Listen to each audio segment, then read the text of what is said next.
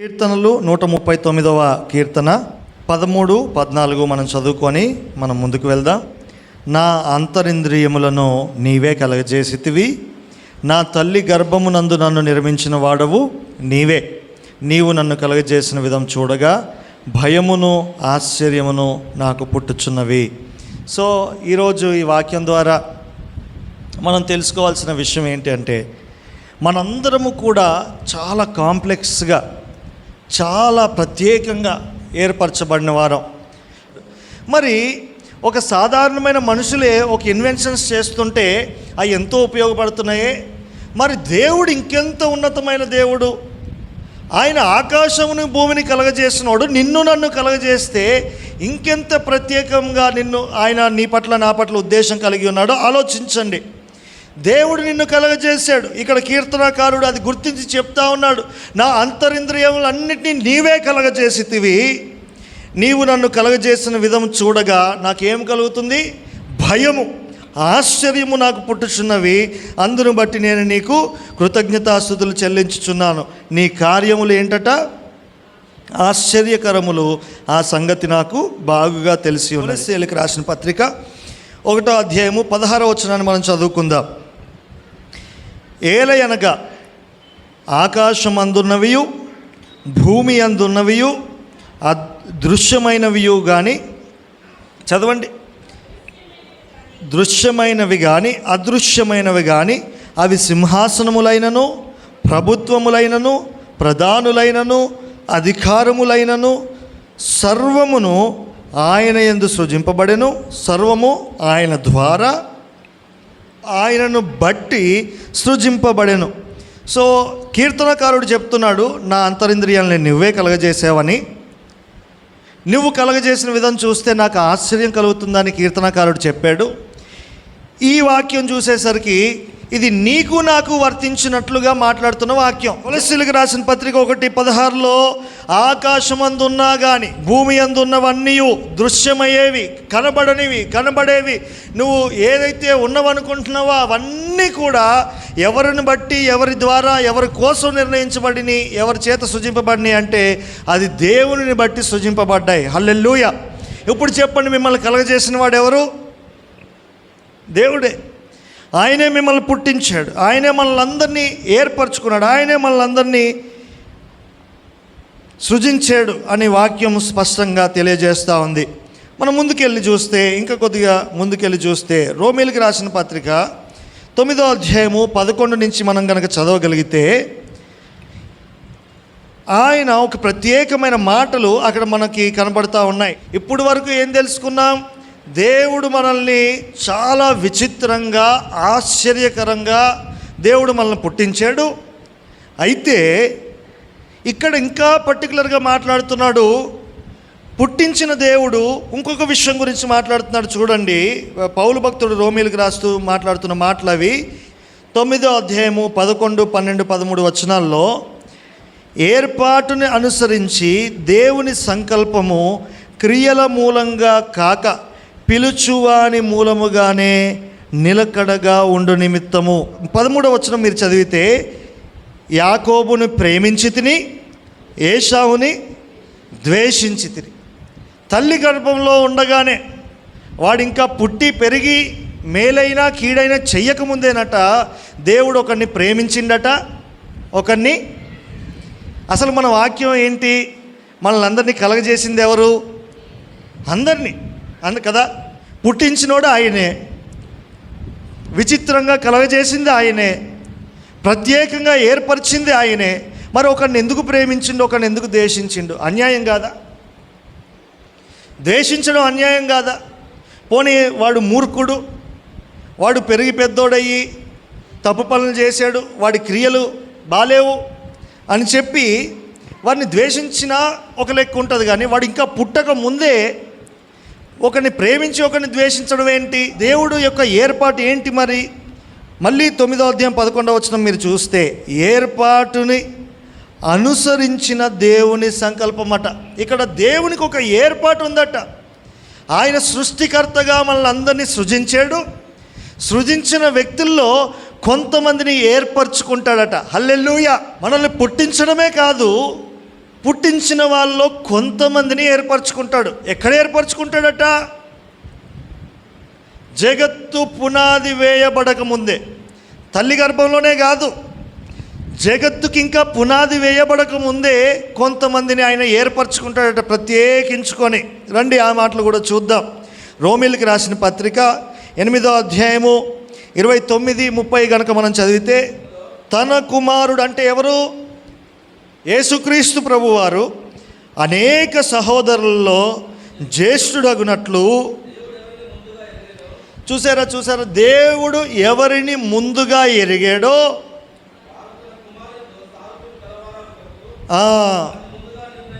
నిర్ణయించుకున్నాడట. హల్లెలూయా. జాగ్రత్తగా వినండి. దేవుడు పుట్టించడం మాత్రమే కాదు, పుట్టించడం కంటే ముందే దేవుడు కొంతమందిని ఎరిగాడట, దేవుడు కొంతమందిని తెలుసుకున్నాడట. తెలుసుకున్నాక ఏం చేశాడట? ఎవరినైతే తెలుసుకున్నాడో వాళ్ళని ఏం చేసిండట? వారిని ముందుగా నిర్ణయించాడు. అలాగే ఎవరినైతే ముందుగా నిర్ణయించనో వారిని ఏం చేసిండట? పిలిచెను. ఎవరిని పిలిచెనో వారిని నీతిమంతులుగా తీర్చెను. ఎవరిని నీతిమంతులుగా తీర్చెనో వారిని ఏం చేసిండట? మహిమపరిచిండు. 5 స్టెప్స్ ఇక్కడ మనకు స్పష్టంగా కనిపిస్తున్నాయి. ఇప్పుడు మీరందరూ కూడా పిలువబడిన వారా కాదా? కదా? మనం అందరం ఏర్పరచబడిన వారమా కాదా? మనం నీతిమంతులుగా తీర్చబడిన వారమా కాదా? అంటే దీని అర్థం ఏంటో తెలుసా? కొంతమందిని దేవుడు ఎరగలేదు. ఈరోజు మన స్థితి ఏంటి మనం గమనించండి. మిమ్మల్ని పుట్టించడమే కాదు, దేవుడు మిమ్మల్ని పుట్టించడమే, మనల్ని అందరినీ పుట్టించడమే కాదు, ముందుగా దేవుడు మిమ్మల్ని ఏం చేసిండట? ఈ వచనాన్ని బట్టి చెప్పండి. దేవుడు మిమ్మల్ని ముందుగానే ఏం చేసిండట? ఆయన మిమ్మల్ని ఎరిగాడట. ఎప్పుడట ముందుగా అంటే జగత్తు పునాది వేయబడక ముందే ఆయన నిన్ను ఎరిగిండట. ఎవరినైతే ఎరుగుతాడో, ఎవరినైతే తెలుసుకుంటాడో వారిని ఏం చేసిండట? నిర్ణయించేసిండట. నిర్ణయించాక నీకు పిలుపు వచ్చింది. హల్లెలూయా. నిన్ను ఈ లోకంలోకి తీసుకురావడమే కాదు, తీసుకురాక ముందే దేవుడు నిన్ను ప్రత్యేకంగా చూశాడు. నాకు పలానా వ్యక్తి తెలుసు, నాకు పలానా వ్యక్తి తెలుసు అనుకున్నాడు. తెలుసు అనుకున్నాకనే ఏం చేసిండట? వారిని ముందుగా నిర్ణయించేసిండట. ఎందుకోసం నిర్ణయించిండు? ఏమని నిర్ణయించాడు? క్రీస్తు స్వరూపంలోనికి మీరు మారుతారని మిమ్మల్ని డిసైడ్ చేసేసిండట. హల్లెలూయా. ఎంత అద్భుతమైన మాట, ఎంత అద్భుతమైన మాట. క్రీస్తు లెక్క మిమ్మల్ని మార్చేయాలని దేవుడు మిమ్మల్ని డిసైడ్ చేసిండట. జగత్తు పునాది వేయబడక ముందే నిన్ను చూడడం, చూసాక నిన్ను నిర్ణయించాడు. నిర్ణయించాక ఏం చేసిండట? అప్పుడు నీకు పిలుపు వచ్చింది. ఎప్పుడు? సెటిల్మెంట్ అయిపోయాక, నిన్ను డిసైడ్ చేసేసాక మెల్లగా నీ దగ్గరికి పిలుపు వచ్చింది. ఏమని? బాబు నువ్వు రక్షణ పొందుకో. ఏ సేవకుడో, ఏ సువార్థికుడో, ఏ సహోదరుడో నీ దగ్గరకు వచ్చి అమ్మా రక్షణ పొందుకో, దేవుణ్ణి నమ్ముకో అని చెప్పి నీ దాకా వార్త వచ్చింది అంటేనే, నీకు పిలుపు వచ్చింది అంటేనే, నీ హృదయం సంధించబడుతుంది అంటేనే, దానికంటే ముందు దేవుడు నిన్ను నిర్ణయించేశాడు. నీ పట్ల ఒక నిర్ణయం ఆయనకుంది. ఆయన స్వరూపంలోనికి నిన్ను మార్చాలనుకొని నిన్ను దేవుడు పిలిచాడట. పిలిచిన వాడిని ఏం చేసిండట? ఆ తర్వాత ఆ పిలుపుని అంగీకరించిన వాడిని బాప్తిస్మము ద్వారా యేసుక్రీస్తు రక్తములో కడిగి నిన్ను నన్ను ఏం చేసిండట? నీతిమంతులుగా చేసిండు. నీతిమంతులుగా చేసాక వారిని ఏం చేస్తున్నాడు? చివరిగా మహిమపరుస్తూ ఉన్నాడు. మళ్ళీ పరలోక రాజ్యపు వారసులుగా వారిని దేవుడు చేస్తూ ఉన్నాడు. ఈ మాటలు బాగా జ్ఞాపకం చేసుకుందాం. క్రీస్తు స్వరూపం గలవారుగా ఉండుటకు మనల్ని డిసైడ్ చేసి దేవుడు ఎలాగా మరి ఈ విషయాలు జడ్జ్ చేస్తాడంటారు? ఇందాక మనం చదువుకున్నాం కదా, మీకు గుర్తుందా? రోమీయులకు రాసిన పత్రికలో 9వ అధ్యాయంలో క్రియల మూలంగా కాదట. మళ్ళీ ఏంటి? క్రియల మూలంగా కాదు. దేవుడు ముందుగా డిసైడ్ చేసిండంటే మనం ఏమంటాం? దేవుడు భవిష్యత్ జ్ఞాని కదా, వాడు పుట్టకముందే ఆయన ముందుకు వెళ్ళిపోయి ఆడి భవిష్యత్ తరాల్లోకి వెళ్ళిపోయి వీడు పెరిగి పెద్దోడయ్యి ఏం చేస్తాడో తెలుసుకొని వాడిని పక్కన పెట్టిండి అనడానికి లేదు. ఎందుకంటే క్రియల మూలంగా కాదు. ఇచ్చే రక్షణ కానీ ఇచ్చే పిలుపు కానీ మన క్రియల వల్ల కాదు. ఏశావు క్రియల వల్ల కాదు, యాకోబు క్రియల వల్ల కాదట. మరి దేని వల్ల దేవుడు కొంతమందిని ఎరుగుతాడట? చెప్పాలి మీరు మీరు మీరు దానికి సమాధానం ఆలోచించండి. దేనివల్ల కొంతమందిని దేవుడు సెలెక్ట్ చేసుకుంటాడు చెప్పండి. క్రియల వల్ల అయితే కాదట. మన క్రియలు ఎప్పటికీ కూడా దేవుని ఎదుట మురికి గుడ్డల్లా ఉంటాయి, ఎంత మంచి చేసినా. మరి మన క్రియల్ని బట్టి పిలవకపోతే, యాకోబు యొక్క క్రియల వల్ల తనను ప్రేమించకపోతే దేన్ని బట్టి యాకోబుని ప్రేమించిండు? కడుపులో ఉండగానే ఒక కుమ్మరోడు ఒక కుండను చేద్దాం అనుకున్నాడు. ఆలోచించండి. ఒక కుమ్మరోడు ఒక మంచి కుండని, ఇది ఒక కుండ అనుకోండి, ఈ షేపుని తయారు చేద్దాం అనుకున్నాడు. ఈ షేప్ రావాలి అంటే వాడికి ఒక పర్టిక్యులర్ మట్టి కావాలి. ఈ మొరం కానీ రకరకాల మట్లు పనిచేయవు. కుండ చేయడానికి ఒక ప్రత్యేకమైన మట్టి కావాలి. ఈ మట్టి కావాలంటే ఏం చేస్తాడు? ఊర్లో ఉన్న మట్టిలన్నీ ఏరుకొచ్చుకుంటాడా? ఫస్ట్ ఏ మట్టి నాకు అనుకూలంగా ఉందో చూసుకుంటాడు. ఆ మట్టిని తీసుకొచ్చి ఈ కుండను అలాగా తీర్చిదిద్ది దాన్ని చక్కగా పెట్టుకుంటాడు. పనికిరాని మట్టి, ముళ్ళున్న మట్టి, రాళ్ళున్న మట్టిని పక్కన పడేస్తాడు కదా. ఆ కుమ్మరి ఎవరో కాదు, దేవాతి దేవుడు. హల్లెలూయా. యాకోబు క్రియల మూలంగా కాకుండా ఎందుకు యాకోబుని ఎన్నుకున్నాడంటే తన హృదయాన్ని చూశాడు దేవుడు. హల్లెలూయా. దేవుడు భవిష్యత్తు జ్ఞానం కరెక్టే. ఆ భవిష్యత్తు జ్ఞానాన్ని బట్టే కొంతమందిని ఏర్పరచుకుంటాడు. ఈరోజు నిన్ను నన్ను ఏర్పరచుకున్నాడంటే అర్థం ఏంటో తెలుసా? హృదయంలో మనం దేవుడికి సముఖత చూపాం. హల్లెలూయా. నలగడానికి ఇష్టపడ్డాం. ఈ మట్టి ఎలాగైతే కుండ చేయబడ్డానికి ఇష్టపడిందో దానికి మనం ఆమోదం చెప్తామని దేవుడికి తెలుసు కాబట్టి ఆయన నిన్ను నన్ను ఎన్నుకున్నాడు. ఇప్పుడు మీరు చెప్పండి, జాగ్రత్తగా వినండి. మీరు ఇప్పుడు ఆయనకి ఇంకా ఒక కుండగా మీరు మార్చబడ్డానికి, కుండ అంటే ఎవరు? యేసుక్రీస్తు స్వరూపంలోకి మార్చబడ్డానికి ఇప్పుడు అనుకూలంగా ఉన్నారా, ప్రతికూలంగా ఉన్నారా? ప్రశ్నించుకుందాం. దేవుడు మిమ్మల్ని ఎందుకు ఏర్పరచుకున్నాడట? ఎందుకోసం నిర్ణయించుకున్నాడట? ఆయన స్వరూపంలోనికి మిమ్మల్ని మార్చడానికి. యేసుక్రీస్తు అనే ఒక కుండ లెక్క మిమ్మల్ని కూడా మార్చడానికి దేవుడు మిమ్మల్ని ఎన్నుకున్నాడట. దానికి ఆమోదంగా మనం ఉంటున్నామా? మన పైన దేవుడు నమ్మిక పెట్టుకొని ఉన్నాడు. దేవుడు ముందుగానే నిర్ణయించాడు, అబ్రహామా, నీ సంతానాన్ని నేను ఆశీర్వదిస్తాను, నేను వారికి దేవుడినై ఉందును అని చెప్పాడు. వాళ్ళు ఏం చేసిర్రు? దేవుడు వాళ్ళపైన నమ్మిక పెట్టుకుంటే వాళ్ళు ఏమయ్యారు?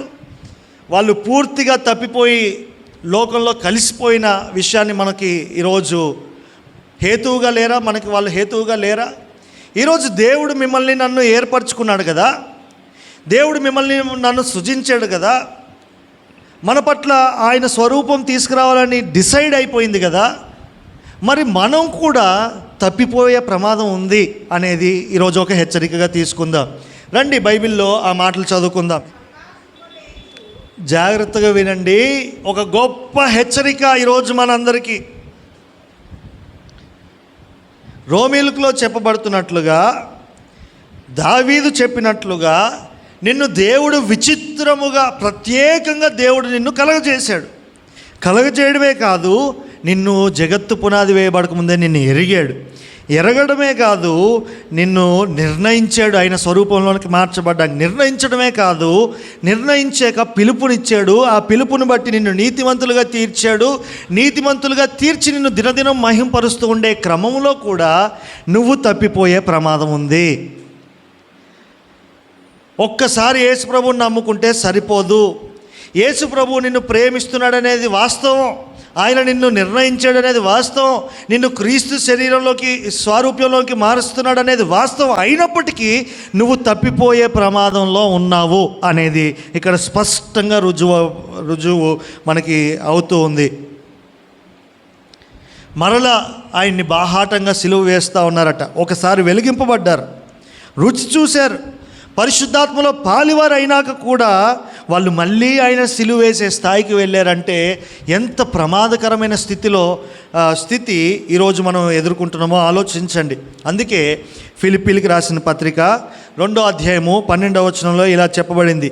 కాగా నా ప్రియులారా, చదవండి, మీరెల్లప్పుడూ విధేయులై ఉన్న ప్రకారము నా ఎదుట ఉన్నప్పుడు మాత్రమే గాక మరి ఎక్కువగా నేను మీతో లేని ఈ కాలమందు భయముతోనూ వణుకుతోనూ మీ సొంత రక్షణని కొనసాగించుకొనుడి అని వాక్యం సెలవిస్తూ ఉంది.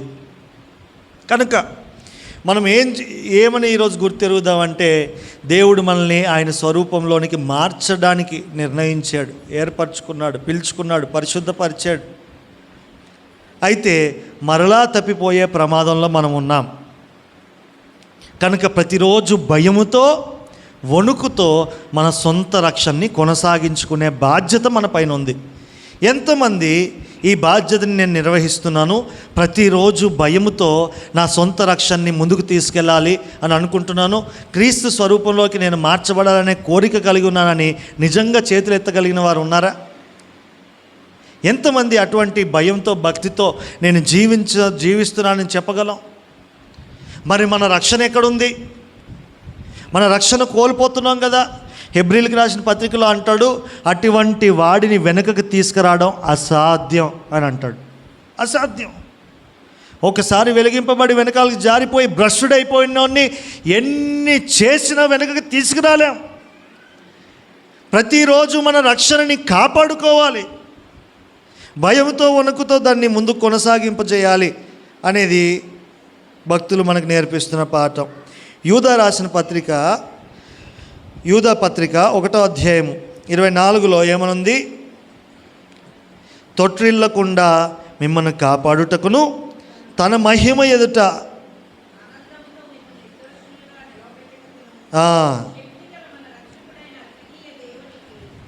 హల్లెలూయా. ఎంత గొప్ప శుభవార్తో తెలుసా ఈరోజు? మీ రక్షణను కొనసాగించే దేవుడు ఒక దేవుడు మనకున్నాడు. హల్లెలూయా. బిగ్గరగా చెప్దాం హల్లెలూయా. తొట్టిల్లకుండా మిమ్మల్ని కాపాడే దేవుడు మనకున్నాడు. తొట్టిల్లకుండా మనల్ని రక్షించే దేవుడు మనకున్నాడు. తన మహిమ ఎదుట ఆనందముతో మిమ్మల్ని నిర్దోషులుగా నిలబెట్టే దేవుడు మనకున్నాడు. యేసుక్రీస్తు అనే ఉత్తరవాది మనకున్నాడు. ఇక భయపడవలసిన అవసరం లేదు. ఎంత అద్భుతమైన మాట అండి. కనుక ఇప్పుడు ఏం చేద్దాం? బేషరతుగా యేసయ్యా నువ్వు మాకున్నావు, నువ్వు మా సంగతి చూసుకో, నేను హ్యాపీగా పండుకుంటా అని చెప్పి అనొచ్చా? నా పనులు నేను చేసుకుంటా, నీ పనులు నువ్వు చేయి, నేను పడకుండా నన్ను కాపాడు అని ఒక ప్రార్థన చేసుకొని వెళ్ళిపోతే అయిపోద్దా? ఏంటి చెప్పండి? క్యాలెండర్లో చూసుకొని నమస్తే యేసయ్య పొద్దునే లేపినావు, నువ్వు చూసుకో, నా పని నేను చేసుకుంటా అని వెళ్ళిపోతే అయిపోద్దా? ఎందుకు? రక్షణని కొనసాగించే ఆయన ఉన్నాడు కదా, తొట్టిల్లకుండా పడకుండా కాపాడే ఆయన ఉన్నాడు కదా, ఇంకెందుకు మనకు బాధ? కాదు కాదు కాదు కాదు. ఆయన ఎవరికి ప్రత్యేకంగా కాపాడుతాడో తెలుసా? ఎవరిని తొట్టు పడకుండా ఆయన రక్షిస్తాడో తెలుసా? ఒక గొప్ప స్టోరీ మీకు చెప్తాను చూడండి. ఆది కాండంలో ఒక మంచి వృత్తాంతం చెప్పబడింది. 20వ అధ్యాయము 6వ వచనము మనం కనుక చదివితే, 20వ అధ్యాయం ఆది కాండం 6వ వచనాన్ని మనం చదివితే, అందుకు దేవుడు, అవును యథార్థ హృదయముతో దీన్ని చేసితివని నేను ఎరుగుదును, మరియు నీవు నాకు విరోధముగా పాపం చేయకుండా అడ్డగించి తిని, అందుకే నేను నిన్ను ఆమెను ముట్టనీయలేదు అని చెప్తా ఉన్నాడు. ఈ స్టోరీ చాలా ఇంట్రెస్టింగ్గా ఉంటుందండి. అబ్రహాముని దేవుడు పిలుస్తాడు, అబ్రహామా నువ్వు బయటికి రా అని చెప్పి అబ్రహాంని దేవుడు పిలుస్తాడు. ఈ స్టోరీ జాగ్రత్తగా వినండి, చాలా ఇంట్రెస్టింగ్గా ఉంటుంది.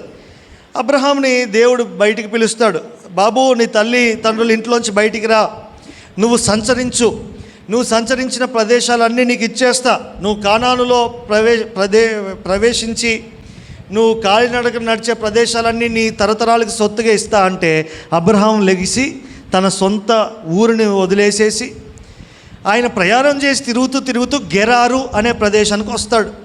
గెరారు అనే ప్రదేశానికి వచ్చి గుడారం వేసుకుంటాడు. అబ్రహాము వాళ్ళ భార్య ఎలా ఉంటుందో తెలుసా? ఆ వయసులో కూడా సారాని చూస్తే అందరూ ఎంత అందమని ఆమెను చూస్తూ ఉండిపోయేవారట. ఎంత అందం కాకపోతే రాజుగారే వచ్చి ఆమెను కోరుకునే అంత అందం ఆమెది. సరే, అబ్రహాము వాళ్ళ భార్యను పట్టుకొని గెరారు అనే ప్రదేశంకి వెళ్ళి అక్కడ కాపురం ఉండేసరికి అందరూ అబ్రహాం గారి భార్యని తీక్షణంగా చూస్తూ ఉన్నారట. చూస్తూ ఉంటే అబ్రహాం గారికి సినిమా అర్థమైపోయింది. అమ్మో, నా భార్యలను అందరూ లైన్ వేస్తున్నారు, నా భార్యకి నన్ను ఎట్లయినా లేపేస్తారు, వీళ్ళు నన్ను మర్డర్ చేసేస్తారు, నా భార్యను ఎలాగైనా ఎత్తుకెళ్ళిపోతారు, కనుక నేను ఏం చెప్తాను, నా భార్యను నాకు చెల్లి అని చెప్తాను. అంత ప్రాణాపాయ స్థితి వచ్చి నన్ను ఎవడైనా చంపేయాలనుకుంటే అమ్మో ఈమె నా భార్య కాదు, ఈమె నా చెల్లి అని చెప్పి తీసుకుపోండి అని చెప్తానని చెప్పి ఏదో తన తొందరపాటులో దేవునిపైన ఆధారపడకుండా ఒక పిచ్చి నిర్ణయం తీసుకుంటాడు. ఈలోపు రాజు సారాని చూసి, సారాని నీకు ఏమవుతారు అని చెప్పి అబ్రహాంని అడిగిన వెంటనే అబ్రహాం ఏమంటాడు, అయ్యా ఈమె నా చెల్లి. భార్యను పట్టుకొని ఏమన్నాడు, చెల్లి అంటాడు. అప్పుడు ఆ గెరారు రాజు ఏం చేస్తాడు, అబీమెలెకు ఏం చేస్తాడు, ఆమెను తీసుకొని వెళ్ళిపోయి ఆమె అంతఃపురంలో ఆమెను ఉంచుకొని ఆ రాత్రికాలం ముందు దేవుడు అబీమెలెక్కి దర్శనం అందు కనబడతాడు. అబీమెలెక్, ఆమె ఇంకొకటి భార్య, నువ్వు ఆమెను ముట్టినావు అనుకో అని చెప్పి దేవుడు వార్నింగ్ ఇస్తాడు. వార్నింగ్ ఇచ్చినప్పుడు అబీమెలెక్ అంటాడు, అయ్యా నేను ఎక్కడైనా నీకు విరోధంగా నేను పాపం చేసినా, నేనేమన్నా ఇంకొకటి భార్యని దొంగతనంగా నేనేమన్నా ఎత్తుకొచ్చిందా, నాకు ఆమె ఇంకొకటి భార్య అని నాకేమన్నా తెలుసా, ఆయన నాకేమని చెప్పిండు, నా చెల్లి అని చెప్పిండు, నేను ఆమెను మంచిగా పెళ్లి చేసుకుందాం అనుకున్నా, నేను ఎక్కడైనా అన్యాయం చేసినా అంటే ఆ సందర్భంలో అబీమెలెకు రాజుతో దేవుడు మాట్లాడుతున్న మాట, అబ్బా ఎంత గొప్ప దేవుడు అండి మన దేవుడు. యథార్థవంతుల హృదయాన్ని ఆయన కాపాడే దేవుడు. చూడండి అక్కడ ఏమని మాట్లాడుతున్నాడు చూడండి, మళ్ళీ చదువుకుందాం. అందుకు దేవుడు, అవును, ఎవరితో అంటున్నాడు, అబీమెలెకు రాజు దేవుడికి ప్రార్థన చేస్తే చెప్తున్నాడు, అవును యథార్థ హృదయంతో దీని చేసితివని నేను ఎరుగుదును. ఎవరు అంటున్నారు ఈ మాటలు, దేవుడు అంటున్నాడు. మరియు నీవు నాకు విరోధంగా పాపము చేయకుండా నేను నిన్ను అడ్డగించి తిని. హల్లెలూయా. ఎందుకు ఈరోజు మనం పడిపోతున్నాం ఆలోచించండి సంగమా, ఎందుకు తొట్టుపడుతూ ఉన్నాం ఆలోచించండి, ఎందుకు కొన్ని విషయాల్లో పాపాల్లో మనం కృంగిపోతూ ఉన్నాం, ఎందుకు దేవుడు మనల్ని నిర్ణయించాక క్రీస్తు స్వరూపంలోనికి మనం మార్చాలని ఏర్పాటు చేసుకున్నాక తప్పిపోతూ ఉన్నామో తెలుసా? చెప్పండి. ఈ వచనాన్ని బట్టి ఆయన పాపం చేయకుండా తనను తాను సంరక్షించుకున్నట్టుగా కాదు, దేవుడే తనను పాపం చేయకుండా అడ్డగించాడట. హల్లెలూయా. ఎందుకు మరి ఇటువంటి స్థితిలో మనం పడిపోతూ ఉన్నాం? అరే క్రీస్తు స్వరూపంలోనికి ఇంకో క్రీస్తుగా మనం మార్చబడవలసిన వారం ఆ తుచ్చమైన లోక సంబంధమైన పాపాల్లో ఎందుకు పడిపోతున్నాం? అన్యరాజుని కూడా దేవుడు పాపంలో పడకుండా అడ్డుకున్నాడట. ఎందుకో తెలుసా? తన హృదయం యథార్థంగా ప్రవర్తించింది గనక. హల్లెలూయా చెప్తామా బిగ్గరగా? ఈరోజు ఎందుకు మనం పాపంలో పడిపోయి ఆగిపోతున్న పరిస్థితులు ఎందుకో తెలుసా? ఈరోజు వాక్య సందేశం యొక్క టాపిక్ ఏంటి అంటే అందరూ అందం ఏంటి? యథార్థత. అందరం ఒకసారి ఎగ్జాక్ట్లీ. యథార్థత మనలో లేదు. యథార్థత ఎవరిలో అయితే ఉంటుందో వారిని దేవుడు పాపంలో పడకుండా పాపంలోంచి తప్పిస్తాడు. ఇక్కడ అదే దేవుని మాటల్లోంచి మనం చూస్తున్నాం. నాకు విరోధంగా పాపం చేయకుండా నేను నిన్ను అడ్డగించాను అబీమెలెకు, నేను నిన్ను అడ్డగించాను అని దేవుడు చెప్తా ఉన్నాడు. ఈరోజు దేవుడు మనల్ని ఎందుకు అడ్డగించట్లేదు అంటే, ఆయన మాటకి మనం ఎందుకు చెవి ఒగ్గట్లేదు అంటే మనలో యథార్థత లేదు. కనుక ఈరోజు మనము అబీమెలెకు రాజు దగ్గర నుంచి నేర్చుకోవాల్సిన పాఠం ఏంటి అంటే యథార్థ హృదయం. మొదటి దినవృత్తాంతముల గ్రంథము 29వ అధ్యాయం. ఇక్కడి నుంచి వాక్యాలు త్వరగా తీసుకొని ఒక 3-4 పాయింట్లు చెప్పి ముగించేసుకుందాం. మొదటి దినవృత్తాంతముల గ్రంథం 29వ అధ్యాయము 17వ వచనం చదివితే, నా దేవా నీవు హృదయ పరిశోధన చేయుచు యథార్థవంతుల యందు ఇష్టపడుచున్నావని నేను ఎరుగుదును అని ఎవరు ప్రార్థన చేస్తున్నారు? దావీదు ప్రార్థన చేస్తున్నారు. పైకి భక్తి గల వారంగా ఉంటూ ఉన్నాం, పైకి ఆరోగ్యవంతులుగా కనబడతా ఉన్నాం. దేవుడు దేన్ని చూస్తాడు చెప్పండి? హీరోయిజాన్ని చూస్తాడా? మన మాటకారితనాన్ని చూస్తాడా? మన తలాంతులను చూస్తాడా? లేదు. ఆయన మన హృదయాంతరంగాల్ని చూసే దేవుడు. హల్లెలూయా. సమూయేలు ప్రవక్త దేవుడు చెప్తాడు, సమూయేలు నేను సౌలుని కొట్టేశాను, నువ్వు రాజుగా అభిషేకం చేయడానికి వెళ్ళు. యెష్షయి కొడుకుల్లో ఒకరిని నువ్వు చూస్ చేసుకోవాలంటే సమూయేలు ప్రయాణమై వెళ్తాడు. యెష్షయి దగ్గరికి వెళ్ళి, బాబు నీ కుటుంబంలో దేవుడు ఒకరిని అభిషేకిస్తాడంటే యెష్షయి ఏమంటాడు? ఇదిగో హీరో పెద్దోడు, వీడు సైన్యాధికారి, వీడినే సెలెక్ట్ చేయి అంటే, లేదు లేదు వీడు కాదు, దేవుడిని కొట్టేసిండు, రెండోవాడు పక్కన పెట్టు, మూడోవాడిని పక్కన పెట్టు, లాస్ట్కి ఒకడు ఉన్నాడు, వాడు ఎక్కడో గొర్రెలు కాచుకుంటాడు అని చెప్తే వాడిని తీసుకొని రా అని చెప్పినప్పుడు దేవుడు తనని ఎంచుకున్నాడు. పెద్దోళ్ళు చూస్తే వాళ్ళందరూ హీరోలు, అప్పటికే వాళ్ళందరూ గవర్నమెంట్ జాబ్లు వచ్చేసి వాళ్ళు హయ్యర్ ర్యాంకులో యుద్ధాల్లో పోరాటం చేస్తున్న అన్నదమ్ములను పక్కన పెట్టి గొర్రెలు కాచుకొని ఒక మూలను కూర్చొని వీణ వాయించుకునేవాడిని పట్టుకొని ఈడు నాకు కావాలని చెప్పి దేవుడు అభిషేకించాడు. హల్లెలూయా. మన దేవుడు ఎట్లాంటోడు తెలుసా? పై రూపాలని చేసి మురిసిపోయే దేవుడు కాదు. ఆస్తి, అంతస్తు, పలుకుబడి, అందము, ఐశ్వర్యాలు, మన తలాంతులు, మన సంపదను చూసి ఇష్టపడే దేవుడు కాదు. మన దేవుడు హృదయాంతరంగాల్ని పరీక్షించే దేవుడు. హృదయంలో యథార్థతను దేవుడు కోరుకుంటా ఉన్నాడు. అబీమెలెకు రాజుతో చెప్తా ఉన్నాడు, దావీదు ఇక్కడ చెప్తా ఉన్నాడు, నా హృదయము అని చెప్తా ఉన్నాడు. చూడండి మళ్ళీ, నీవు హృదయమును పరిశోధన చేయుచు యథార్థవంతుల యందు ఇష్టపడుచున్నావని నేను ఎరుగుదును అని చెప్తా ఉన్నాడు. ఎవరికి దేవుడు ఇష్టమో తెలుసా? దేవుడికి ఎవరు ఇష్టమో తెలుసా? యథార్థంగా, హృదయం యందు యథార్థంగా ఉండేవాళ్ళని, పైకి యథార్థవంతులుగా నటించేవారిని కాదు. హృదయంలో యథార్థత కలిగిన వారిని దేవుడు ఇష్టపడుచున్నాడు. సామెతల గ్రంథం 21వ అధ్యాయము 2వ వచనంలో రాయబడి ఉంది, ఒకడు తనకి ఏర్పరచుకొనిన మార్గము ఎట్టిదైనను తన దృష్టికి ఎలా ఉంటాడట? న్యాయముగానే అగుపడతాడు. యెహోవాయే హృదయములను పరిశీలన చేయు దేవుడు. ఎవరికి వారు ఏమనుకుంటామో తెలుసా? ఐఎమ్ ఓకే అని అనుకుంటాం. ఎవరైనా మనకి ఏదైనా చెప్పాలని చూసుకున్నప్పుడు వెంటనే మనం డిఫెండ్ చేసుకుంటాం, నేను సరిగ్గానే ఉన్నా, ఎవడికి వాడి త్రోవ నేను కరెక్ట్గానే ఉన్నా అనుకుంటాడట. కాదు, మనం దేవుడికి అప్పగించుకుంటే దేవుడు హృదయ లోతుల్లోంచి తవ్వి నీ హృదయంలో ఉండే యథార్థమైన విషయాలు బయట పెడతాడు. హృదయాల్లో యథార్థతను దేవుడు కోరుకుంటా ఉన్నాడు. కీర్తనల గ్రంథం 32వ కీర్తన 5వ వాక్యం. రండి, కీర్తనకారులు అద్భుతమైన విషయాలు ఉంటాయి. ఇక్కడ చూడండి, ఇప్పుడు వరకు మనం చదువుకున్న విషయాల్లో దేని విషయాల్లో మనం యథార్థంగా ఉండాలట? ఒక 3 విషయాలు మాత్రం మీకు చెప్తాను. ఒక 3 విషయాల్లో యథార్థంగా ఉండే విషయాల్లో మనం ఒక స్టెప్ వేద్దాం ఈరోజు. కీర్తనల గ్రంథం 32వ కీర్తన 5వ వాక్యాన్ని మనం చదువుకుందాం. ప్రవక్త, రాజు అయిన దావీదు, అందరికీ తీర్పులు చెప్పే దావీదు, అందరికీ శాసనాలు ఇచ్చే దావీదు, దేశానికే అధినేతగా ఉండే దావీదు దగ్గరికి ప్రవక్త వచ్చి, ఇదిగో నువ్వు తప్పు చేసావు అని చెప్పి ఏలు పెట్టి చూపించినప్పుడు, ఎంత ధైర్యం రా నీకు, నా దగ్గరకు వచ్చి నన్ను తప్పు చేసినా అంటావు అని చెప్పి అనలేదు. కానీ ఏమన్నాడట? ఇక్కడ చెప్తా ఉన్నాడు చూడండి, నా దోషముని కప్పుకొనక నీ ఎదుట నా పాపము ఒప్పుకొంటిని, యెహోవా సన్నిధిని నా అతిక్రమములు ఒప్పుకొందును అనుకొంటిని, నీవు నా పాప దోషమును పరిహరించి ఉన్నావు. హల్లెలూయా చెప్దామా బిగ్గరగా? ఈరోజు దేవుని ఎదుట మనం కప్పుకునే వారంగా ఉండకూడదు. రాజు స్థానంలో ఉన్నవాడే హెచ్చరింపబడినప్పుడు యథార్థంగా నా అతిక్రమలు నేను ఒప్పుకుంటాను దేవుడి దగ్గర అని అనుకున్నాడట. తను దేవుడి దగ్గర ఒప్పుకున్నాడు. ఈరోజు మనస్థితి ఏంటి? ఎవరైనా మనల్ని ఏలు పెట్టి చూపిస్తే మనం తట్టుకోలేం. సేవకుడు ఒక మాట అంటే అలిగేస్తాం. సేవకుడు ఒక మాట మనల్ని గద్దిస్తే ఆగిపోతాం. మనకి ఎవరైనా చెప్తే మనకు నచ్చదు.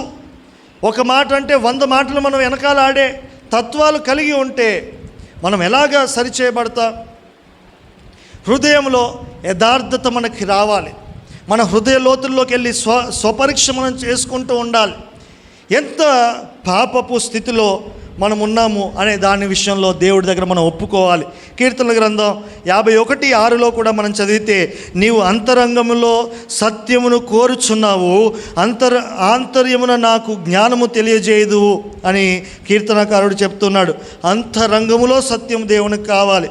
1 యోహాను 1:9లో యోహాను భక్తుడు చెప్తా ఉన్నాడు, మన పాపములు మనం ఒప్పుకొనిన ఎడల ఆయన నమ్మదగిన వాడును నీతిమంతుడు గనక ఆయన మన పాపములను క్షమించి సమస్త దుర్నీతి నుండి మనల్ని పవిత్రులుగా చేయును.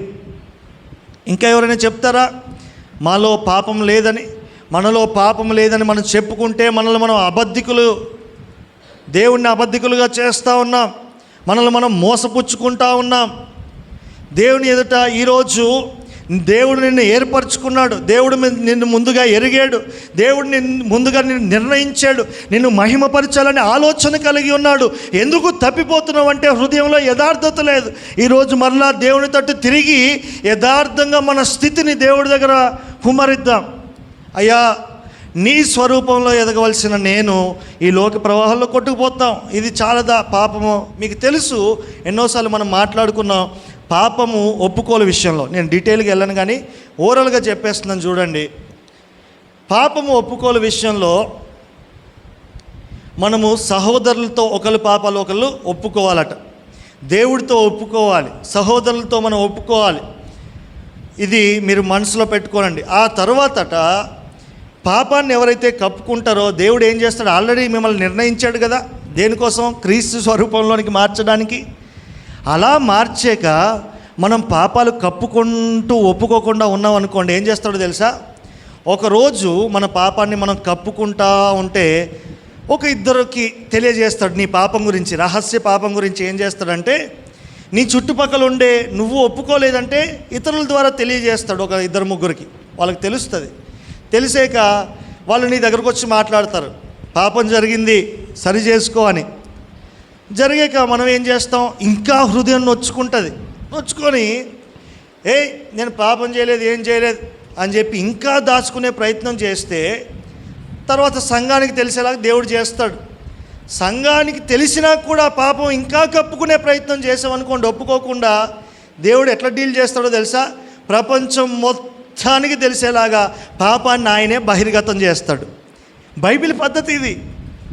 పాపాన్ని మనం ఒప్పుకొని దేవుడితో సరిచేయబడితే సరే, లేదనుకోండి దేవుడు ఎట్లయినా నిన్ను నలగొట్టి నీ పాపాన్ని బయటికి తీసుకొచ్చి అది బజారుకి ఈడ్చి మన అవమానపాలు సిగ్గుపాలు అయ్యేలాగా చేసైనా కానీ మళ్ళీ ఆయన స్వరూపంలోనికి మనల్ని మార్చాలని చూస్తాడు. ఎంత గొప్ప దేవుడు అండి! ఒకసారి బిగ్గరగా దేవుని చప్పట్లు కొట్టి దేవుని నామమును మహిమపడదామా? హల్లెలూయా! మన దేవుడు నిజంగా ఆయన ప్రణాళికలు అత్యంత ఉన్నతములు. అవమానం పొందుతున్నామా? ఈరోజు గాయపరచబడుతూ ఉన్నామా? వెనుతిరగొద్దు. దేవుని పైన వ్యతిరేకమైన స్వభావం కలిగి ఉండొద్దు.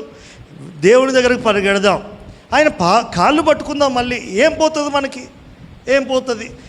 అలాగా నా జీవితంలో ఎన్నో కార్యాలు ఉండబట్టి ఈరోజు ధైర్యంగా నేను నిలబడి ఆయన వాక్కుని చెప్పగలుగుతున్నాను. నా ముఖం చెల్లదు. నా పాత స్థితిని చూస్తే, మన యొక్క హృదయాంతరంగాలు సంగతులు మనం గమనిస్తే మన యొక్క ముఖం చెల్లదు దేవుని మాటలు మాట్లాడడానికి. ఈరోజు మాట్లాడగలుగుతున్నామంటే, ఆయన గురించి చెప్పగలుగుతున్నామంటే దేవుడు దాన్ని పరిహరించాడు గనకనే. హల్లెలూయా! దావీదు తర్వాత పాపాలు ఒప్పుకున్నాడు. దావీదుని దేవుడు భయంకరమైన వ్యభిచార పాపం నుంచి, నరహత్య పాపంలోంచి మళ్ళీ ఆయన ఆరాధించే ఆరాధికుడిగా దేవుడు నిలబెట్టాడు. ఎంత గొప్ప భాగ్యం అండి! ఆయన మందిరాన్ని కట్టడానికి దేవుడు తన కుమారుని ఏర్పరచుకున్నాడు. రెండవది, దేని విషయంలో యథార్థంగా ఉండాలంటే, ఒకటి పాపాల విషయాల్లో, మన అతిక్రమాల విషయాల్లో, మన తప్పిదాల విషయాల్లో ఎప్పటికప్పుడు యథార్థంగా దేవుడి దగ్గర ఒప్పుకోవాలి. రెండవది ఏంటి అంటే, మొదటి రాజుల గ్రంథం 9వ అధ్యాయము 4వ వచనాన్ని మనం చదివితే, నీ తండ్రి అయిన దావీదు నడిచినట్లు నీవును యథార్థ హృదయుడవై నీతిని బట్టి నడుచుకొని నేను నీకు సెలవిచ్చినదంతటి ప్రకారము చేసి నా కట్టడలను విధులను అనుసరించిన ఎడల. ఇంకో అద్భుతమైన మాట ఏంటో తెలుసా? ఎన్ని వాక్యాలు ఇని ఉంటాం తెలుసా మన ప్రసంగాలు? ఒకసారి మీరు క్యాలిక్యులేట్ చేసుకోండి. మన జీవితాల్లో ఎన్ని వాక్యాలు ఇని ఉంటాం, ఎన్ని ఆదివారాలు మన జీవితాల్లో వచ్చి ఉంటాయి ఇప్పటికొచ్చి, ఎన్ని ప్రసంగాలు మనకు తెలుసు. అరే, దేవుని గురించి ఎంత సబ్జెక్ట్ మనకు తెలుసు. దేవుడు కొంత ఇచ్చినోడి దగ్గర కొంతే అడుగుతాడట, ఎక్కువ ఇచ్చినోడి దగ్గర ఎక్కువ అడుగుతాడట. మనకి ఎంత జ్ఞానం ఉంది, బైబిల్ జ్ఞానం అంటే అంత ఎక్కువగా వాక్యాన్ని అనుసరించి నడుచుకోవాలి. ఇక్కడ చెప్తా ఉన్నాడు రాజైన సొలొమోనుకి ఏమని? నీ తండ్రి అయిన దావీదు నడిచినట్లు నీవు యథార్థ హృదయుడవై నీతిని బట్టి నడుచుకోవాలట. ననుసరించాలట. యథార్థత దేని విషయంలో తెలుసా? ఒకటి పాపాలు ఒప్పుకునే విషయంలో అయితే, రెండోది కట్టడలను విధులను అనుసరించే విషయంలో యథార్థత ఉండాలి. ఎటువంటి యథార్థత? పైకి కనిపించే యథార్థత కాదు, మళ్ళీ హృదయములో యథార్థత ఉండాలి. వాక్యం చెప్తున్నాం, దాని ప్రకారంగా నడుస్తున్నామా, దాని ప్రకారంగా మనం జీవిస్తున్నామా అనే దగ్గర యథార్థత ఉండాలి. అందుకే బోధకులకి మరీ కఠినమైన తీర్పు అంటున్నాడు. ఈజీగా మాట్లాడొద్దని చెప్తా ఉన్నాడు. మాట్లాడింది నీ జీవితంలో నువ్వు చేయలేదనుకో, అది ఇంకా ఘోరమైన పతన స్థితికి నిన్ను చేరుస్తుందని వాక్యం సెలవిస్తూ ఉంది. దేని విషయంలో యథార్థత అంటే, విన్న వాక్యాన్ని ఆచరణలో పెట్టే విషయంలో యథార్థత మనకు ఉండాలి. కీర్తనల దగ్గరికి రండి, త్వరగా చదివేసుకుందాం, ముందుకు వెళ్ళిపోదాం. 119, 1, 2 చదివేసుకొని ఇంకో పాయింట్లోకి వెళ్ళిపోదాం. యెహోవా ధర్మశాస్త్రం అనుసరించి నిర్దోషముగా నడుచుకుని వారు ధన్యులు, ఆయన శాసనములను గాయకొనుచు పూర్ణ హృదయముతో ఆయనను వెతుకువారు ధన్యులు. రెండవ విషయంలో దేని విషయంలో యథార్థంగా ఉండాలంటే, ఆయన వాక్యం విషయంలో, కట్టడలు, ఆయన న్యాయ విధులలో విషయాల్లో మన హృదయంలో యథార్థంగా ఉండి, ఇప్పుడే నేను లోబడతా అని ఎంతమంది తీర్మానం తీసుకుంటున్నారో ఒకసారి చేయలేపుతారా? యథార్థంగా హృదయంలో నుంచి. హల్లెలూయా. రేపు ఎల్లుండి అవతల ఎల్లుండి అనుకున్నామంటే అవి అలాగే పోతూ ఉంటాయి. ఎప్పటికీ దేవుని దగ్గర రాలేం. ఇదే సమయం, ఇదే అనుకూల సమయం. ఇప్పుడే మనం దేవుడి దగ్గర ఒక నిబంధన చేసుకుందాం. మూడవ విషయంలో, దేని విషయాల్లో మన హృదయంలో యథార్థతను దేవుడు కోరుకుంటున్నాడు అనే విషయాల్లో, అన్ని విషయాల్లో అయితే ఈ 3 స్పెసిఫిక్గా ఇప్పుడు మాట్లాడుకుంటా ఉన్నాం. కొలస్సీలకు రాసిన పత్రిక 3వ అధ్యాయము 23-24 చూసారా? మనం పరలోకం మనకు ఉంది, దేవుడు మనకి ప్రతిఫలం ఇస్తాడని ఎరుగుతాం కనుక మనం ఏది చేసినా అది సంగతి మనుష్యుల నిమిత్తము కాదు కానీ మనస్ఫూర్తిగా చేయుడి. ఎవరి గురించి చేయాలటండి? బిగ్గరగా చెప్పాలి. ఎవరి గురించి చేయాలట? దేవుని గురించి చేయండి. మీరు ఏమి చేసినాను, మీరు ఏమన్నా చేయండి, అది మీ చాయిస్. అది మీరు డాక్టర్ అవుతారా, ఇంజనీర్ అవుతారా, రోడ్డు తుడుస్తారా, మరి ఏ పని చేసి గిన్నెలు తోముతారా, గృహ నిర్వాహకులుగా హౌస్ వైఫ్గా ఉంటారా, ఏదన్నా చేయండి. అది మీకే ఇచ్చేసింది ఆప్షన్. మీరు ఏం చూస్ చేసుకుంటారో చూస్ చేసుకోండి. అయితే దేవుడు చెప్తూ ఉన్నాడు ఏంటంటే, అది ప్రభువు గురించి మాత్రమే చేయండి అని చెప్తున్నాడు. హల్లెలూయా. ఈ విషయంలో, మన పని విషయంలో మనం యథార్థంగా ఉండాలి. కీర్తనకారుడు ఇలా చెప్తా ఉన్నాడు. కీర్తనాకారుడు 78వ కీర్తన 72వ వచనంలో ఇలా రాయబడి ఉంది, అతడు యథార్థ హృదయుడై వారిని పాలించెను, కార్యముల యందు నేర్పరి అయి వారిని నడిపించెను. అబ్బా, ఎంత గొప్ప సాక్ష్యం అండి! దావీదు గురించి చెప్తున్న మాట అది. యథార్థమైన హృదయముతో తనకిచ్చిన డ్యూటీని ఎవరు చేశారట? దావీదు చేసిండట. ఈరోజు మనం అనుకుంటాం, ఆయన దావీదు రాజుగారండి, ఆయన చేస్తాడు. అవునా? మనం చేయలేనిది దావీదు చేస్తాడా? మనకంటే ఆయనకంటే మనకి ఎక్కువ బాధ్యతలు ఉన్నాయా? ఆయనకంటే మనకి ఎక్కువ కష్టాలు ఉన్నాయా? తన కుమారులే కొన్నిసార్లు ఎన్నోసార్లు తండ్రిని చంపించేసే పనులు దావీదు విషయంలో చూస్తాం. అటువంటి భయము, అటువంటి బాధ్యత కలిగినోడే యథార్థ హృదయంతో ఆయనకిచ్చిన డ్యూటీని నిర్వహిస్తే మనం ఇంకెంత ఖచ్చితంగా దేవుడు మనకిచ్చిన పనుల విషయాల్లో మనం జాగ్రత్తగా ఉండాలి. ఆలోచించండి. దేవుడు మనకి ఏ పని ఇస్తే ఆ పని అంతటిని అది దేవుని కొరకు అన్నట్లుగా మనం చేయాలి. హల్లెలూయా. పెళ్ళి విషయాల్లోనే, వివాహ వ్యవస్థలోని దేవుడు మీకు భర్తను ఎందుకు ఇచ్చాడు అంటే, దేవుడికి విషయాల్లో ఆయనకి లోబడి ఉండాలని భర్త విషయాల్లో దేవుడు మన జీవితాల్లో అనుమతించాడు. అలాగే భార్యను ఎందుకు ఇచ్చాడంటే, భార్యను బట్టి మనం దేవునికి సన్నిహితంగా ఉండాలని, దేవుని కోసమే తనని జాగ్రత్తగా చూసుకోవాలని, ప్రేమించాలని దేవుడు మనకిచ్చాడు. పిల్లలు, తల్లిదండ్రుల విషయాల్లో పిల్లల్ని ఎందుకు ఇచ్చాడంటే, దేవుడికి సన్నిహితంగా మనం ఉండాలని, ఆ పిల్లల్ని దేవుని కోసం పెంచాలని. తల్లిదండ్రులను ఎందుకు ఇచ్చాడంటే, వారిలో మన దైవాలని చూసుకుంటూ తల్లిదండ్రుల్ని జాగ్రత్తగా చూసుకోవాలని. ఇలా మనకిచ్చిన బాధ్యతలన్నీ, చదువుకునే పిల్లలు కావచ్చు, ఉద్యోగాలు చేసే వారు కావచ్చు, వ్యాపారాలు చేసేవారు కావచ్చు, ఏ పనిలో ఉంటే ఆ పనిలో వాళ్ళని బట్టి కాదు, మనుషుల్ని సంతోషపెట్టాలని కాదు. మనుషుల్ని సంతోషపెట్టాలంటే మనిషి ముందు పని చేస్తాం, మనిషి పక్కకి వెళ్తే ఆయన తిట్టుకుంటాం, మనిషి వెనకాల రకరకాల మోసాలు చేస్తాం. మనిషి గురించి కాదు, కానీ దేవుడికి భయపడి, దేవుడు నన్ను ఇక్కడ ఎందుకు ఏర్పరచుకున్నాడంటే ఆయన స్వరూపంలోనికి మార్చబడ్డానికి అని అర్థం చేసుకొని మన పనిని మనల్ని చెక్కనిద్దాం, మన యొక్క స్థితిగతులు మనల్ని షైన్ చేయనిద్దాం, మన పనిని నమ్మకంగా మనం చేద్దాం. రండి, దానియేలు గ్రంథం 6:22లో ఒక మాట చదువుకొని మన ప్రార్థనలకు వెళ్ళిపోదాం. నేను నా దేవుని దృష్టికి నిర్దోషిగా కనబడితిని గనక ఆయన దూత నంపించి సింహములు నాకు హాని చేయకుండా వాటి నోళ్ళు మూయించను. రాజా, నీ దృష్టికి నేను నేరం చేసిన వాడును కాను గదా అనెను. దానియేలు సింహపు బోన్లోంచి తప్పించబడ్డాడు అంటే ఏంటట? నేను దేవుని దృష్టికి నిర్దోషంగా ఉన్నాను. మనుషుల దృష్టికి కొన్నిసార్లు దోషిగా భావించినప్పటికీ దేవుని దృష్టికి నిర్దోషంగా ఉన్నాడు, యథార్థవంతుడిగా ఉన్నాడు కనుక సింహాలు కూడా ఏమి చేయలేకపోయినాయి. ఈరోజు పాపం మనల్ని ముడుతుంది అంటే, తేళ్ళు మనల్ని కరుస్తున్నాయి అంటే, విషసర్పాలు వల్ల మనకి దాడి జరుగుతుంది అంటే, సింహాల వల్ల మనం గాయపరచబడుతున్నాం అంటే, యథార్థత విషయాల్లో ఎక్కడో మనకి లోపం ఉందని మనం అర్థం చేసుకొని మళ్ళీ సరిచేయబడదాం. దేవుడు మనల్ని ఎందుకు ఏర్పరచుకున్నాడంటే, ఎందుకోసం నిర్ణయించుకున్నాడంటే, ఎందుకోసం దేవుడు మనల్ని మహిమపరుస్తున్నాడంటే ఆయన స్వరూపం గలవారంగా మనల్ని మార్చడానికి, ఆయన స్వరూపం మనలోనికి తీసుకురావడానికి. ఆ విషయాల్లో మనం తప్పిపోతున్నామంటే యథార్థతను ఎక్కడో కోల్పోయాం. పాపం చేస్తూ కప్పిపెడుతూ ఉండొచ్చు. రెండోది, వాక్యం చదువుతున్నాం కానీ తెలుసు కానీ దాని ప్రకారంగా నడుచుకోకపోతూ ఉండవచ్చు. మూడవదిగా, దేవుడు మనకు అప్పగించిన బాధ్యతలు, పని విషయాల్లో నిర్లక్ష్య ధోరణిలో కొన్నిసార్లు తప్పుటడుగులు వేస్తూ ఉండవచ్చు. ఈ 3 విషయాల్లో యథార్థతను దేవుడు కోరుతూ ఉన్నాడు.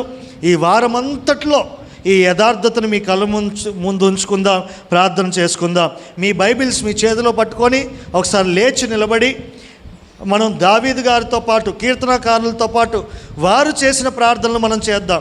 26వ కీర్తన 2వ వచనాన్ని మనం చదువుకుందాం. యెహోవా, నన్ను పరిశీలించుము, నన్ను పరీక్షించుము, నా అంతరింద్రియములను, నా హృదయమును పరిశోధించుము. ప్రభువా, ఈరోజు మా హృదయాల్ని పరీక్షించండి తండ్రి. అడుగుదాం, నా అంతరంగాన్ని పరీక్షించు దేవా. నీ ఎదుట కప్పుకునేవాడుగా ఈరోజు నేను ఉండట్లేదయ్యా. నువ్వు భూమిపైన నన్ను పుట్టించడమే కాదు, జగత్తు పునాది వేయబడక ముందే నువ్వు నన్ను ఎరిగి ఉన్నావు, నన్ను నిర్ణయించి ఉన్నావు నీ స్వరూపంలోనికి మార్చాలని. It is decided that I should be in your image lord. నీ స్వరూపంలోనికి నేను మార్చబడాలని ముందుగా నువ్వు నిర్ణయించేసావు నాయన. నిర్ణయించాక నన్ను పిలుచుకున్నాక నన్ను నీతిమంతుడిగా తీర్చావు నాయన. ఇంతవరకు ఈ ప్రయాణం బాగానే సాగింది. నీతిమంతుడిగా తీర్చబడ్డాక యథార్థత విషయాల్లో నేను తప్పిపోతా ఉన్నాను. యథార్థత నువ్వు కోరుకుంటా ఉన్నావు, హృదయంలో యథార్థతను నువ్వు కోరుకుంటా ఉన్నావు. పాపం విషయంలో, మా అతిక్రమాల విషయాల్లో నిర్లక్ష్య ధోరణి కలిగి యథార్థత లేని వారంగా ఒప్పుకోవడానికి బదులుగా కప్పుకొని దాన్ని మేము కవర్ చేసుకుంటూ ఉండే పరిస్థితి ఈరోజు మమ్మల్ని నీ స్వరూపంలోనికి మారకుండా ఆపివేస్తూ ఉంది. నా హృదయాన్ని మళ్ళీ పరిశోధించవా తండ్రి. అయ్యా, నన్ను విడిచిపెట్టకు నాయన. నీ వాక్కుకి వెంటనే రోజు స్పందిస్తూ ఉండగా నాయన, ఈరోజు నేను బాగు చేయబడుదునుగాక. ఓ మా హృదయాల్ని పరీక్షించవా తండ్రి. పరిశుద్ధాత్మదేవా, మమ్మల్ని ఒప్పింపజేయవా తండ్రి. ఈరోజు మా హృదయాల్ని పరిశోధించవా తండ్రి. అయ్యా, మాలో గూడు కట్టుకుపోయిన దోషములన్నిటినీ కడగవా తండ్రి. 119వ కీర్తన 80వ ప్రార్థనాంశంగా మనం ప్రార్థన చేద్దాం. నేను సిగ్గుపడకుండానట్లు నా హృదయం నీ కట్టడల విషయమై నిర్దోషముగా ఉందునుగాక. ఆమేన్ చెప్దామా? వాక్యం విషయంలో తండ్రి, వాక్యం విషయంలో తండ్రి, నీ కట్టడల విషయాల్లో ప్రభువా, పరిశుద్ధతలో నువ్వు మాట్లాడిన మాటల విషయాల్లో కానీ, నీ వాక్యం వెంబడించుటలో కానీ, నీ సువార్త ప్రకటించుటలో కానీ, నిన్ను ఈ లోకంలో మేము ప్రతిబింబించే విషయాల్లో కానీ ప్రభువా, సిగ్గుపడకుండా నా హృదయము నీ కట్టడల విషయాల్లో నిర్దోషముగా ఉందునుగాక. అటువంటి రీతిగా నా హృదయాన్ని నువ్వు మార్చుదువుగాక. 101వ కీర్తన 2వ వాక్యాన్ని ప్రార్థనగా మనం చేద్దాం. నిర్దోషమైన మార్గమున వివేకముతో నేను ప్రవర్తిస్తాను తండ్రి. నీవు ఎల్లప్పుడూ నా యొద్దకు వచ్చదవు. నా ఇంట యథార్థ హృదయముతో నడుచుకొందును. ఎక్కడ నడుస్తాడటండి? నా ఇంట అంటున్నాడు. అందరి ముందే కాదు ప్రభువా, అందరి మధ్యలో కాదు ప్రభువా, ఎవరో నన్ను చూస్తున్నారని కాదు ప్రభువా, ఎవరు లేని సందర్భాల్లో, నేను ఒంటరిగా ఉండే సందర్భాల్లో, నాకు పాపం చేయాల్సిన అవకాశాలు ఉండే సందర్భాల్లో నిర్దోషమైన మార్గమున వివేకంగా నేను ప్రవర్తిస్తాను తండ్రి. నువ్వెప్పుడు నా యొద్దకు వస్తావయ్యా? నా హృదయంలో నేను యథార్థంగా ఉంటానయ్యా. నా ఇంటిలో నేను యథార్థంగా ఉంటానయ్యా. నా పనిలో నేను యథార్థంగా ఉంటానయ్యా. వాక్యము అనుచరణలో పెట్టుటలో యథార్థంగా ఉంటానయ్యా. నీ కట్టడలకు విధేయత చూపుటలో యథార్థంగా ఉంటానయ్యా. నేనేమి కప్పుకొనక నీ సన్నిధిలో నన్ను నేను ఒప్పుకుంటా ఉన్నానయ్యా. మరలా దేవా, నీ కార్యాన్ని నాలో ఆరంభించండి తండ్రి. పలుమార్లు తొలగినాను నీ పరలోక దర్శనం నుండి, విలువైన నీ దివ్య పిలుపుకు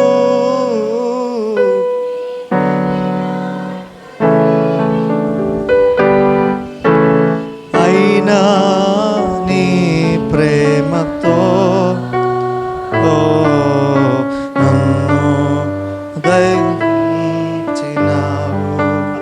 మా భక్తి యథార్థమైందిగా ఉందునుగాక. హృదయం కలుగచేయు శుద్ధ హృదయం కలుగ. అందరము కలిసి దేవుని అడుగుదాం. శుద్ధ హృదయం. పాపము చేశాను, దోషినయ్యున్నాను. పాపము చేశాను, దోషినయ్యున్నాను. తెలిసి ఉన్నవి నా అతిక్రమమే, తెలిసి ఉన్నవి నా పాపములే. నీ సన్నిధిలో నా పాపములు ఒప్పుకుందునయ్యా.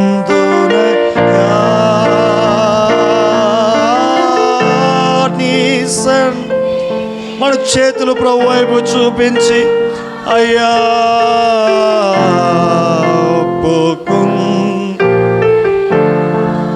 శుద్ధ హృదయం కలుగచేయుము. ఉత్సాహ సంతోషం నీ రక్షణానందం. ఉత్సాహ సంతోషం నీ రక్షణానందం కలుగచేయుము నా హృదయములో. కలుగచేయుము నా హృదయములో. నీ సన్నిధిలో పరిశుద్ధాత్మతో నన్ను నింపుమయా. శుద్ధ హృదయం కలుగచేయుము. అందరం కలిసి చేద్దామా? శుద్ధ హృదయం. ఓ శుద్ధ హృదయం కలుగచేయుము.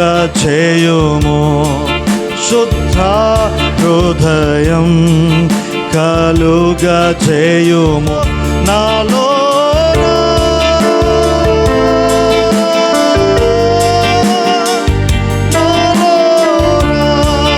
శుద్ధ హృదయం కలుగచేయుము.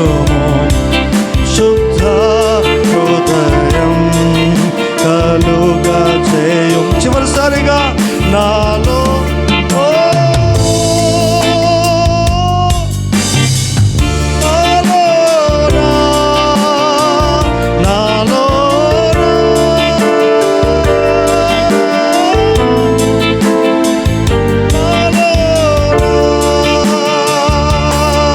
శుద్ధ కలుగా చేయము. శుద్ధ పాడుతూ ఉండండి అయ్యా. ఈ మాటలు పలుకుతూ ఉండగా మా హృదయం తిరిగి స్వస్థత పొందునుగాక, విడుదల పొందునుగాక. ఓ తెలిసి ఉన్నవి నా అతిక్రమమే, మా పాపములు మేము ఒప్పుకునే యెడల నువ్వు నమ్మదగిన వాడు, నీతిమంతుడు కనుక సమస్త దుర్నీతి నుంచి మమ్మల్ని పవిత్రులుగా చేయువాడవు కదా. ఈరోజు మా హృదయాలు తేట తెల్లముగా మరలా మార్చబడునుగాక, శుద్ధీకరించబడునుగాక. ఓ మా పాపములే ఒప్పుకుందనయ్యా,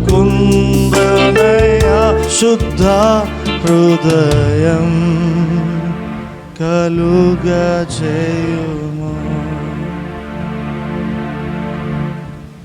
నీ సన్నిధిలో మోకరించి నీ మార్గములో సాగేదా, నిరసించక సాగేదా.